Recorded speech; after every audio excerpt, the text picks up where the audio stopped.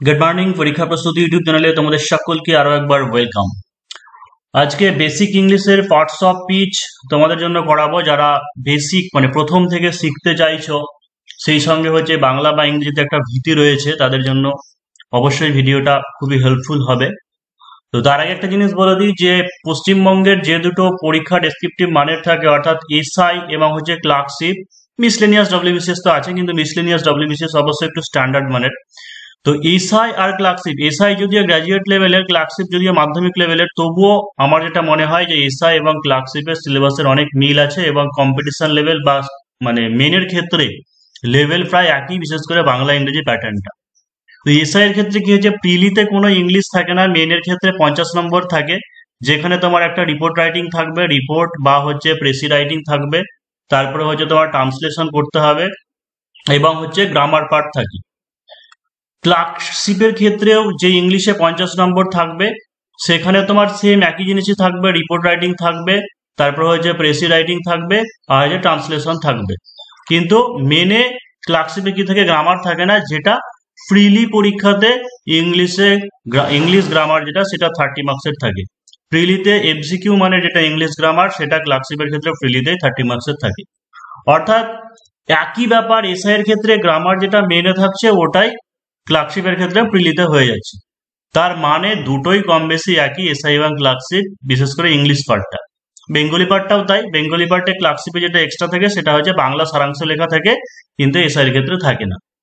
তো ইদানিং যে একটা জিনিস দেখছি যে প্রচুর ক্যান্ডিডেট যেটা ইন্টারেস্ট দেখাচ্ছে যে পরীক্ষা প্রস্তুতিতে শুধুমাত্র ইংলিশ এবং বেঙ্গলি এটা পড়ার ব্যাপারে যেটা বলেছি, যে ইংলিশ এবং বেঙ্গলি শুধুমাত্র এই দুটো সাবজেক্ট কম্বাইন করে, অবশ্যই সেইখানের জন্য তোমাদের জন্য এই ফেসিলিটিটা দেওয়া হচ্ছে যে ইংলিশ বেঙ্গলি কম্বাইন একসাথে নিতে হবে সেই কোর্সটা। তো অবশ্যই যারা নিতে চাইছে 7797427474 এই নম্বরে হোয়াটসঅ্যাপে কন্ট্যাক্ট করে নিতে পারো। এই নম্বরে হোয়াটসঅ্যাপে কন্ট্যাক্ট করে নিতে পারো। অনলাইন অফলাইন দুটোই হচ্ছে অ্যাভেলেবেল। অফলাইনের ক্ষেত্রে অ্যাড্রেস যেটা, সেটা হচ্ছে বহরমপুর মুর্শিদাবাদ। অফলাইন হচ্ছে বহরমপুর মুর্শিদাবাদ, অফলাইন সেন্টার বহরমপুর মুর্শিদাবাদ পরীক্ষা প্রস্তুতি। এবার একটা জিনিস দেখো যে কিছু ক্যান্ডিডেটের মধ্যে এখনো ব্যাপারটা পরিষ্কারই নয় যে কিভাবে কি শুরু করবে। মানে ডেসক্রিপটিভ পার্টটা এমন নয় তুমি ডেসক্রিপটিভ পার্ট, রিপোর্ট রাইটিং বা প্রেসি রাইটিং হঠাৎ করে শুরু করে দিলে, ট্রান্সলেশন শুরু করে দিলে, তা তো নয়। অর্থাৎ বেসিক জিনিস যদি ক্লিয়ার না থাকে, তাহলে সেই ক্ষেত্রে আগে বেসিক গ্রামার, রুলস, এই সমস্ত জিনিসগুলো জানতে হবে, তারপরে তোমাকে ডেসক্রিপটিভ রাইটিং এ ঢুকতে হবে। তো কিভাবে শুরু করবে, কেমন ভাবে, এটার জন্য অবশ্যই একটা এক্সপার্টের দরকার হবে, এবং সেটা পরীক্ষা প্রস্তুতি তোমাদের কাছে হতে পারে, যাদের কাছে বিশ্বাসযোগ্য মনে আছে অবশ্যই নিতে পারো। যারা বেঙ্গলি ইংরেজি শুরু নিতে চাইছো সেটাও নিতে পারো, বা হচ্ছে ডেসক্রিপটিভের জন্য টোটাল যে কোর্স ক্লার্কশিপ বা এসআই, সেই কোর্সেও অ্যাডমিশন নিতে পারো। তো আজকে শুরু করছি যেটা পার্টস অফ স্পিচ, যে 8 প্রকারের পার্টস অফ স্পিচ আছে, বা বাংলা যেটাকে পদ বলে, এইটা আগে ফান্ডামেন্টাল এই জিনিসটা জানতে হবে। তারপরে টেন্সের ধারণা জানতে হবে, ভয়েস চেঞ্জ, দ্বারা sentence, simple, complex, compound sentence, এই সমস্ত জিনিসগুলো আগে ক্লিয়ার করে নিতে হবে, তবেই তুমি রাইটিং স্কিলে ঢুকতে পারবে বা হচ্ছে একটা সেন্টেন্স স্ট্রাকচার করতে পারবে। তো দেখো যে পার্টস অফ স্পিচের প্রথম যেটা, সেটা হচ্ছে কি নাউন, তাই তো। নাউন, নাউন অর্থাৎ বাংলায় এটাকে কি বলা হয়, যে বিশেষ্য। নাউন মানে হচ্ছে বিশেষ্য, অর্থাৎ যেখানে নাম বোঝায় সেটাকে বলা হয় যে নাউন। নাউনের আবার ভাগ আছে, এক নম্বর যেটা, এক নম্বর হচ্ছে প্রপার নাউন। প্রপার কথার মানে কি, প্রপার কথার মানে এক্সাক্ট বা হচ্ছে যথাযথ, অর্থাৎ যখন আমরা নির্দিষ্ট করে কোনো কিছুর নাম বলে দিই, অর্থাৎ কোনো ব্যক্তির যদি নাম বলি, হয়তো বললাম যে অমিত, কোনো কান্ট্রির নাম বললাম, দেশের নাম বললাম ইন্ডিয়া, কোনো সিটির নাম বলছি যেমন হচ্ছে দিল্লি, এইগুলো হচ্ছে কি প্রপার নাউন, এক্সাক্ট তোমাকে বলে দেওয়া হচ্ছে। তো একই সাথে আমরা কি করব, এই পার্টস অফ স্পিচের ব্যাপারগুলো শিখে নেওয়ার সাথে সাথে তোমাদেরকে ট্রান্সলেশনের ব্যাপারটাও তৈরি করে দেওয়ার চেষ্টা করছি, বা প্র্যাকটিসের মধ্যে রাখার চেষ্টা করছি। যে প্রথম সেন্টেন্স যেটা আছে, বাক্য দেখো, যে আমেরিকা যুক্তরাষ্ট্র পৃথিবীর শক্তিশালী দেশগুলোর মধ্যে একটা। আমেরিকা যুক্তরাষ্ট্র পৃথিবীর শক্তিশালী দেশগুলোর মধ্যে একটা। এবার প্রথমে আমেরিকা যুক্তরাষ্ট্র যেটা আছে সেটা হচ্ছে ইউএসএ আমরা লিখি, অর্থাৎ ডেসক্রিপটিভ নেম। কান্ট্রির ক্ষেত্রে যদি ডেসক্রিপটিভ নেম হয়, তখন আমরা তার আগে আর্টিকেল হিসেবে দি বসাই। মানে কি লিখতে পারবো এই জায়গাতে, যে দি ইউএসএ, দি ইউএসএ ইজ পৃথিবীর শক্তিশালী দেশগুলোর মধ্যে একটা, অর্থাৎ সুপারলেটিভ ফর্মে আছে, সেই কারণে জন্য কি হবে, the USA is one of the most, is one of the most powerful country. দেখো, one of the most powerful, one of the most powerful কি হবে এখানে কান্ট্রিজ হবে, one of the most powerful countries. কেন countries হলো তার কারণ দেখো ইউএসএ হয় ওয়ান অফ দ্য অর্থাৎ শক্তিশালী দেশগুলোর মধ্যে একটা, এই কারণে যেন এটাকে কি করতে হবে ফিউচার সরি প্লুরাল ফর্মে করতে হবে, এটাকে প্লুরালে করতে হবে কারণ অনেকগুলোর মধ্যে একটা, সেই কারণে যেন কি করতে হবে one of the most powerful countries, কান্ট্রিজদের মধ্যে একটা। তো USA is one of the most powerful countries. পৃথিবীতে যদি বলা হয় তাহলে হচ্ছে in the world, in the world পৃথিবীতে। তাহলে দুটো জিনিস আমরা এখানে অনেক কিছু জিনিস শিখলাম। একটা বুঝতে পারলাম যে আমেরিকা যেটা সেটা একটা প্রপার নাউন বুঝলাম, যখন ডেসক্রিপটিভ নেম হবে the USA, the USSR, the UAE, এই সমস্ত দেশের আগে আর্টিকেল হিসেবে দি বসবে। আর একটা জিনিস এখানে হয়তো তোমার যখন সেন্টেন্স এরর থাকতে পারে, এখানে হয়তো কান্ট্রি দেওয়া থাকলে কোথায় সেন্টেন্স এরর সেটা খুঁজে বের করতে হবে, অর্থাৎ এই জায়গাতে এটা হচ্ছে কান্ট্রিজ হবে, প্লুরালে রাখতে হবে এই নাউনটাকে। এবার চলে আসছি যে কমন নাউন, ঠিক আছে, 2 নম্বর যেটা সেটা হচ্ছে কমন নাউন অর্থাৎ কমন। যেমন আমরা যেটাই দেখলাম এর আগে ইন্ডিয়া বললাম, ইন্ডিয়া কিসের মধ্যে পড়ছে মানে কোন বিভাগের মধ্যে, একটা দেশ, তাই তো দেশ, তো সেটাই হচ্ছে মানে যেটাকে আমরা ডিনোট করব যে কোন পার্টের মধ্যে পড়ছে, যেমন কান্ট্রি, এটা হচ্ছে কমন নাউন। যেমন দিল্লি লিখলাম সেটা হচ্ছে একটা সিটির এক্সাম্পল, সেখানে হচ্ছে সিটি, এটা হচ্ছে কমন নাউন। তারপরে হচ্ছে টিচার, এইগুলো হচ্ছে কি কমন নাউন। তো একটা এক্সাম্পল একটা আছে দেখি যে শিক্ষকরা হলেন সভ্যতার আসল পথ নিদর্শক, শিক্ষকরা হলেন সভ্যতার আসল পথ নিদর্শক। কি করবো, দে টিচার্স, শিক্ষকরা, টিচার্স আর দ্য আসল, আর দ্য অ্যাকচুয়াল বা ট্রু বলতে পারো, টিচার্স আর দ্য ট্রু, পথ নিদর্শক মানে পায়োনিয়ার, ট্রু পায়োনিয়ার, সভ্যতার কি হবে অফ সিভিলাইজেশন, অফ সিভিলাইজেশন।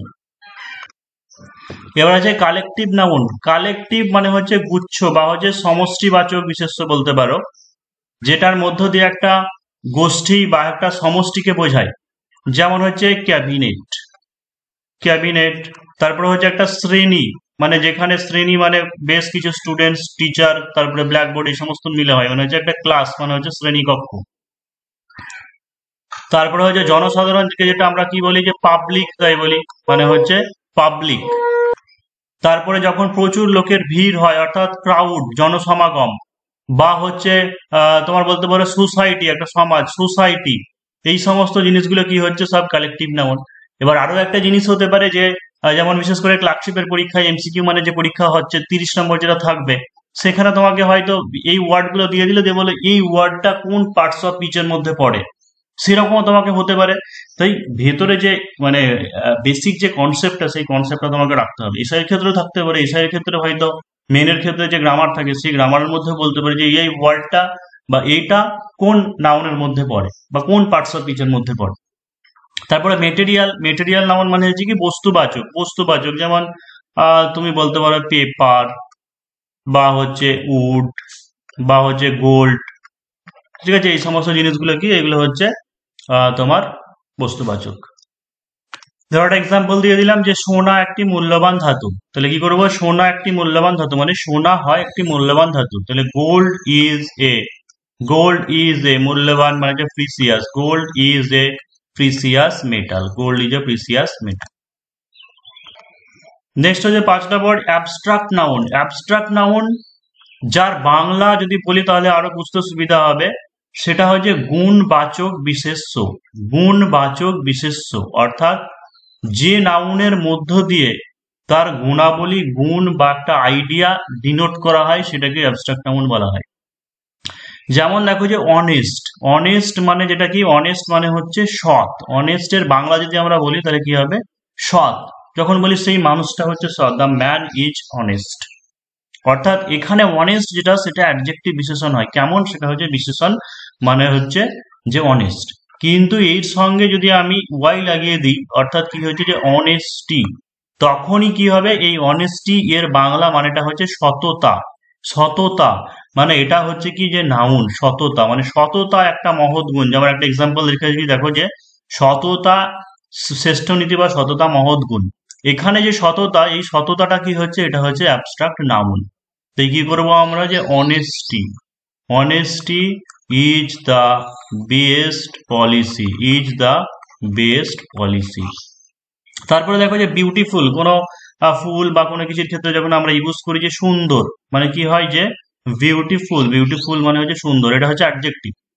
কিন্তু কি হচ্ছে এর নাউনটা কি হবে, এর নাউনটা হচ্ছে বিউটি। বিউটি মানে কি, বিউটি মানে হচ্ছে সৌন্দর্য, বিউটি মানে হচ্ছে সৌন্দর্য, অর্থাৎ এই সৌন্দর্য এটা হচ্ছে তোমার নাউন, অর্থাৎ অ্যাবস্ট্রাক্ট নাউন।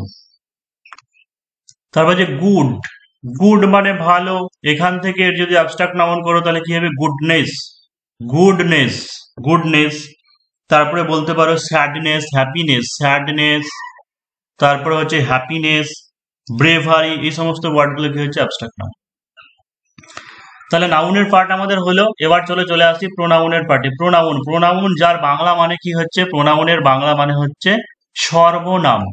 নাউন মানে হচ্ছে বিশেষ্য, প্রোনাউন, প্রোনাউন মানে হচ্ছে সর্বনাম। অর্থাৎ সাধারণত কি হচ্ছে যে নাউনের পরিবর্তে যখন যেগুলো বসে বা একটা সেন্টেন্সের মান বাড়ানোর জন্য, স্ট্যান্ডার্ড বাড়ানোর জন্য, সেই ক্ষেত্রে প্রোনাউনকে ব্যবহার করা হয়। যেমন প্রোনাউনের ভাগ 1 নম্বর হচ্ছে কি, যে পার্সোনাল প্রোনাউন। পার্সোনাল প্রোনাউন কোনগুলোকে বলা হয়, যেমন পার্সোনাল প্রোনাউন বলতে আমি, আই, তারপরে হচ্ছে আমরা, সে, হি বা সি, তারপরে হচ্ছে দে, তারপরে হচ্ছে আস, তারপরে হচ্ছে মি। এই সমস্ত জিনিসগুলো কি, এইগুলো হচ্ছে পার্সোনাল প্রোনাউন, অর্থাৎ ডাইরেক্ট এখানে যে ব্যক্তি আছে সেই ব্যক্তির সঙ্গে রিলেটেড, সেগুলো হচ্ছে পার্সোনাল প্রোনাউন। যেমন হচ্ছে আমি বিষয়টা খুব ভালো করেই জানি, আমি বিষয়টা খুব ভালো করেই জানি। তো আই নো, আমি জানি বিষয়টা, I know the matter, I know the matter very well, I know the matter very well. Next হচ্ছে ডেমনস্ট্রেটিভ। ডেমনস্ট্রেট করা মানে কোনো কিছু দেখানো বা নির্দিষ্ট করা, ডিনোট করা, ডেমনস্ট্রেটিভ। তো ডেমনস্ট্রেটিভ মানে কি, যেমন হচ্ছে এই, দিস, তারপরে হচ্ছে দিস মানে এইগুলি, তারপরে হচ্ছে তোমার হচ্ছে দোজ ওইগুলি, বা হচ্ছে দ্যাট ওটা, ঠিক আছে। এই সমস্ত জিনিস যেগুলো আছে, দিস, দোজ, এই দিস, দিস, তারপরে যে দোজ বা দ্যাট, এইগুলোকে বলা হচ্ছে যে ডেমনস্ট্রেটিভ। হয়তো বললাম এইগুলো আমার, ঠিক আছে, এইগুলো আমার, মানে this are mine, this are mine, সেইগুলো হচ্ছে আমার। আরেকটা এক্সাম্পল দিলাম যে মুম্বাইয়ের জনসংখ্যা কলকাতার জনসংখ্যার তুলনায় বেশি। দেখো এখানে একটা জিনিস ভালো করে খেয়াল করে রাখো, যে বাংলা ইংরেজি দুটোই এখানে যে সেন্টেন্স সেটআপ থেকে সেই জিনিসটা বোঝাবার চেষ্টা করছি, যে মুম্বাইয়ের জনসংখ্যা অর্থাৎ কিসের সঙ্গে তুলনা হচ্ছে, জনসংখ্যার সাথে। তাই মুম্বাইয়ের জনসংখ্যা কলকাতার জনসংখ্যার তুলনায় বেশি। যদি জনসংখ্যাটা এখানে না দিতাম তাহলে বাংলায় হচ্ছে মানেটা ভুল, মানে অর্থগত দিক থেকে ভুল। কলকাতার তুলনায় বেশি নয়, কলকাতার জনসংখ্যার তুলনায় বেশি। তো এই ক্ষেত্রে আমাদের কি করতে হয়, দ্যান দ্যাট অফ ইউজ করতে হয়। এটাও অনেক সময় সেন্টেন্স এটা খুব আসে, অর্থাৎ মুম্বাইয়ের জনসংখ্যা মানে কি লিখবো, the population of Mumbai, the population of Mumbai, the population of Mumbai is হয় গ্রেটার, বেশি। এখানে শুধু দ্যান দিলে হবে না, কি করতে হবে, than that of, than that of Kolkata. অর্থাৎ শুধু যদি দেন কলকাতা দিই, তার মানে কলকাতার তুলনায় মুম্বাইয়ের জনসংখ্যা বেশি, এরকম মানে হয়ে যায়, কিন্তু সেটা তো নয়। এটার মানেটা হচ্ছে মুম্বাইয়ের জনসংখ্যা কলকাতার জনসংখ্যার তুলনায় বেশি, সেই কারণে ইংলিশে এখানে দ্যান দ্যাট অফ দিতে হবে। এবার দেখো যে ইন্টারোগেটিভ প্রোনাউন। ইন্টারোগেটিভ প্রোনাউন মানে হচ্ছে প্রশ্নবোধক সর্বনাম। প্রশ্নবোধক মানে হোয়াট, হুইচ, তারপর হচ্ছে হাউ, তারপর হচ্ছে হু, এই সমস্ত জিনিস যেগুলো আছে এগুলো হচ্ছে সব কি ইন্টারোগেটিভ প্রোনাউন।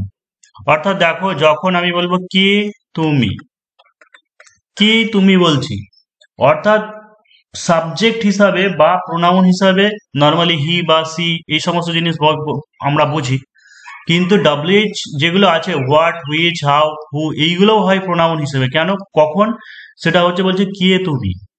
তার মানে এখানে কে প্রথমে কি হচ্ছে, মানেটা কি বলবো ইংলিশে, যে হু আর ইউ, তাই তো, হু আর ইউ, কে তুমি, অর্থাৎ এটা সাবজেক্ট হিসেবে কাজ করছে কে তুমি। এই কারণের জন্য এখানে হু যেটা হচ্ছে এটা হচ্ছে ইন্টারোগেটিভ। কিন্তু দেখো পরেরটাতে আবার কি দেওয়া হচ্ছে, রিলেটিভ প্রোনাউন। এই হোয়াট, হুইচ, তারপরে হচ্ছে হাউ, হু বা হচ্ছে হুম, এরাই হবে আবার পরবর্তীকালে রিলেটিভ প্রোনাউন।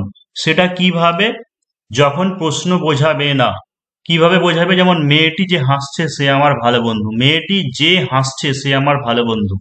মানে কি করব? যে দ্য গার্ল, মেয়েটি যে হাসছে, দ্য গার্ল হু ইজ লাফিং, দ্য গার্ল হু ইজ লাফিং is my good friend, is my good friend. অর্থাৎ রিলেটিভ প্রোনাউন মানে হচ্ছে যখন নাউনটাকে ডিনোট করবে, যে নাউন আছে দ্য গার্ল, তারপরে তাকে ডিনোট করেছে, মেয়েটি যে হাসছে, হু ইজ লাফিং ইজ মাই গুড ফ্রেন্ড। তার মানে সহজ ভাষা একটা জিনিস মনে রাখতে পারে, ইন্টারোগেটিভে প্রশ্নবোধক থাকবে, প্রশ্ন থাকবে, সেটা সাবজেক্ট হিসেবে কাজ করবে। আর রিলেটিভ প্রোনাউনের ক্ষেত্রে কি হবে? নাউনকে ডিনোট করবে, নাউন যেটা থাকবে সেটাকে কোয়ালিফাই করবে। এটাই হচ্ছে রিলেটিভ প্রোনাউন।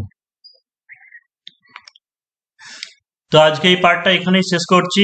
আরো একবার বলে দিই যে যারা বাংলা ইংরেজি স্পেশাল মানে মেনলি তো ডব্লিউপি বা কেপিএসআই এর জন্য শুধু মেন বা প্রিলি তো ক্লাস চলছেই, মানে এসআই এর মেন স্পেশাল বা হচ্ছে প্রিলিমেন কম্বাইন সেই ব্যাচ তো চলছেই।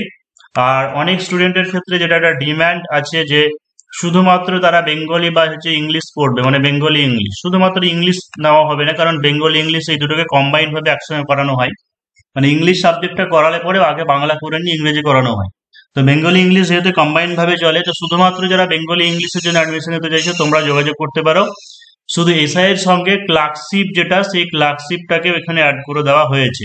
ঠিক আছে, তাই যাদের ক্লার্কশিপ আছে, যাদের দুটো পরীক্ষা আছে, এক ঢিলে দুটো হয়ে যাবে, বা শুধু ক্লার্কশিপ আলাদা করে করেছো তোমরাও চাইলে নিতে পারো। 77974274 এই নাম্বারে হোয়াটসঅ্যাপে কন্ট্যাক্ট করে নেবে। অফলাইনের ক্ষেত্রে অ্যাড্রেস যেটা সেটা হচ্ছে বহরমপুর মুর্শিদাবাদ, অফলাইন হচ্ছে বহরমপুর মুর্শিদাবাদ।